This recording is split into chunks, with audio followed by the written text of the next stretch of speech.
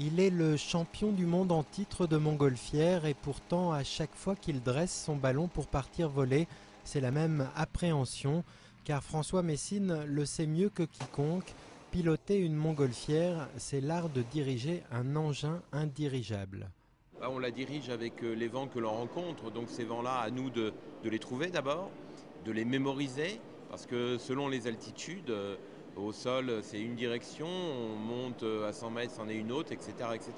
Donc c'est un immense millefeuille avec donc plein de vents et à nous de jouer avec pour avancer dans la bonne direction.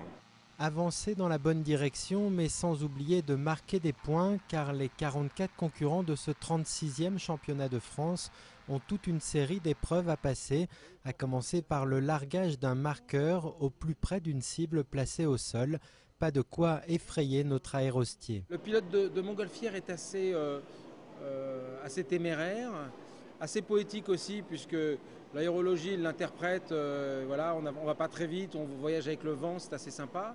Les épreuves se déroulent matin et soir au moment où l'atmosphère est la plus stable et pour chacune des manches, les aérostiers sont suivis au sol par leurs coéquipiers, mais aussi une armée de bénévoles chargés de vérifier le bon déroulement des vols. L'important, c'est d'être très régulier sur un championnat. Sur 10 vols prévus, on va peut-être en faire 6 ou 7, ce qui est la moyenne en général, et pour une quinzaine d'épreuves ou une vingtaine d'épreuves pour un championnat. Donc on joue sur 15 ou 18 000 points.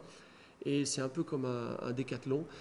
Celui qui est le meilleur au total, c'est celui qui est déclaré champion. C'est dimanche soir que l'on connaîtra le nouveau champion de France, mais à voler dans ce décor féerique, chacun sait que compétition rime d'abord avec passion.